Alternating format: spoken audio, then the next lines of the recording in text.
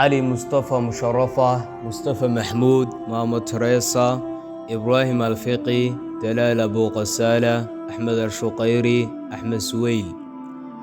dadkii xikmadda ehelka u ahaa. Xikmaddu waa hadal ficil qiimo badan oo aynu wax ka baranno, soo jiidasho leh oo aynu kaga gudubno waqtiyada adag ee nolosha. Haddaba xikmadda waxaa laga helaa Qur'aanka Kariimka, sunnada Nabiga sallallahu alayhi wasallam, kadib gabayada xikmadda leh. Xikmaddii waa badbaadiyaha qofka muslimka ah, meel kasta oo uu ka helo isaga ayaa xaq u leh.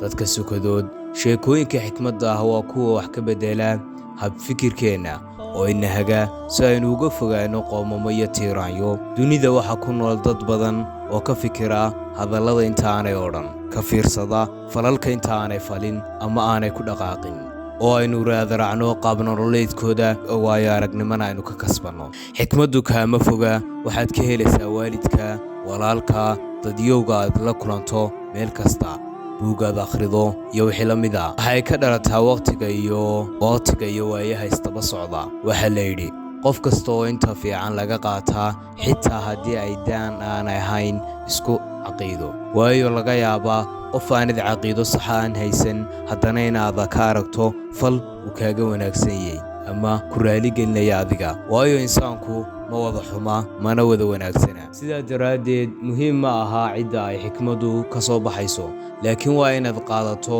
adoo ka reebaya wixii caqiidadaada khilaafsan. xikmadda la soo xigtay: hanoo tiknoolajiyadda, laakiin ha u saamixin inay ku hanato. ha weydii naftaada inta jeer ee aad dhammaysay qur-aanka, laakiin isweydii inta jeer aad ku raadowday qur-aanka. gunaanadka habaynta wakhtigu waxa weeye inaad qabato howlaha muhiimka ah inta aanay noqon kuwa la degdegsanayo. dhibaatada aad dareento waa masaafada u dhaxaysa waaqicaaga iyo waxa aad doonayso.